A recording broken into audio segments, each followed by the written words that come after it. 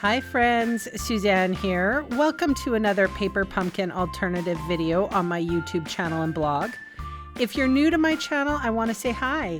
This video will share alternative projects to stretch your paper pumpkin supplies. If you don't know what paper pumpkin is, click the link in the description box below and check it out. So come along with me as I attempt to create out of the box. Hi friends, welcome to the Painted Petals July 2024 Paper Pumpkin Kit. This is my first alternative card. In the kit, we got a beautiful stamp set and some of the sentiments are, let's celebrate you, friends like you make life beautiful, you're simply the best, I'm so lucky to have you in my life. We also got a gray granite Stampin' Spot, and we got a whole bunch of stuff for the kit components will contain or do contain 9 cards and envelopes, and the Stampin' Up colors are Calypso Coral, Daffodil Delight, Granny Apple Green, Gray Granite, Old Olive, Melon Mambo, Mossy Meadow, Peach Pie, and Pretty in Pink. In my next, I made 3 videos, 3 alternatives, and I don't think I used the last 3 of those colors, Mossy Meadow, Peach Pie, or Pretty in Pink. So that being said, I'm going through the instructions really quick. And on the back, I don't know if you guys noticed this, but they do have a QR code to shop a really affordable die.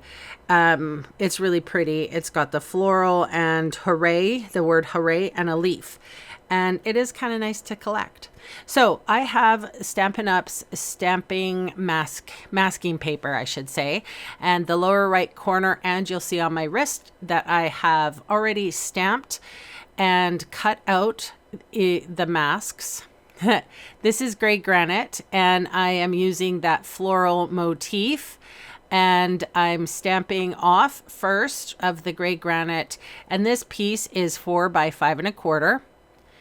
And I'm putting that aside. So here I have another piece. This is 4 inches wide and 2 3/4 inches tall. And I have my Memento Tuxedo Black ink. I'm stamping off the, inking up the flower, I guess. And I'm going to stamp that right down in that bottom right corner. Then I'm going to cover it with a mask that I previously cut out from that stamping mask paper. Now, it's pretty sticky stuff, you guys, or at least I have really strong adhesive. So that's the reason why I stuck it on my arm for a while or stuck it on the table. It's pretty delicate the way I cut this one out, so it was easier to take off my skin. So the oils of my skin will neutralize a little bit of the adhesive that is on the masking weight paper. And basically what you can do is, put it on a fuzzy sweater or, your jeans or something to neutralize the stickiness. I just put it on my arm because it was easiest because I will lose stuff. So anyway, I put the mask on and now I'm stamping over it. So basically the general rule is whatever you mask, that's going to be the front and forward, even though it's sort of backwards. So anything you mask is going to be in the forefront, and everything that you stamp on afterwards is going to be on the back side. Hopefully that makes sense. I think that you could use it with a Post-it note if you didn't have masking paper, but since Stampin' Up has masking paper, I just went and used that. I want to use some of my products that I have in my stash, and why not? So I wanted you guys to know that I made 26 cards from this kit. I'm not going to show you all 26. I don't have time to film and edit all of those videos, but maybe at the very end, the third one, I will, because I haven't filmed it. I can show you the ones that I did create. And basically, it's like separating the card front from the card you know, like slicing the card base in half and using the front of the card face and then the, you know, bits and pieces from that and creating extra cards with it. So think out of the box. You don't have to always do what the box tells you to do. You can do whatever you like. So I'm bringing in my blends. The first color I used was Calypso Coral. The second color I used is Melon Mambo. And then the third is Daffodil Delight. The darker colored, like right under the little buds, I'm using Old Olive. And then I also used Old Olive on the stems, but the leaves themselves are Granny Apple Green. So I hit most of the colors that are in the kit. So I'm not really stepping out too far. One of the things that I like to do when I color, you can see I wasn't coloring very carefully. I went out of the line a little bit. So here I have a Uniball Signo, what's it called? Uniball Signo pigment pen. I got it on Amazon. It's by Mitsubishi Pencil, made in Japan. It is a pigment white, and I used a number 10, I believe.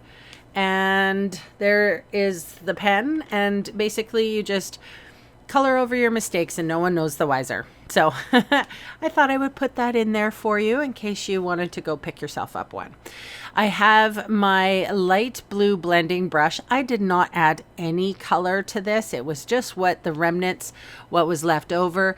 That is the greatest thing about using blending brushes and not having to wash them out each time. I have one for every, for every color. So, you know, one for light and dark green, light and dark blue, yellow and orange, and yeah, I have, you know, I pick and choose anyway, and I don't wash them. So that colored that, and now I'm into spritzing right now. I don't know, I can't get enough of it. Sometimes I just think some backgrounds need a little bit of something, and I kind of like that watercolory splashy look. So that's what I did with the marker. You'll see that again in, I think, card number 2.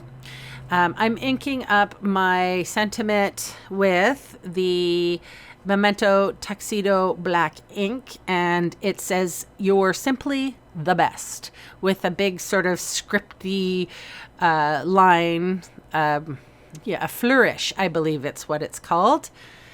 And I'm going to set that aside, put dimensionals on the back of everything, go to put the card front down. It sticks to the page.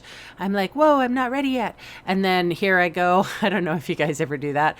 I needed extra time. I wasn't ready. So now I'm going to fold the card in half and crease the card base. That's a basic white thick card base, and now I'm going to put this colorful piece on top. So I have sort of a monochromatic, you know, gray granite background piece, and then this piece is definitely colorful. So I'm putting on the these embellishments that came in the kit, and that is my share for today. I hopefully will be able to edit the next 2 before the end of the week or before Sunday. So stick with me. Keep watching. Thanks so much for your lovely comments. Oh my gosh, everybody's commenting. Thank you so much. I appreciate it. And I hope you have a nice day. Talk to you soon. Bye for now.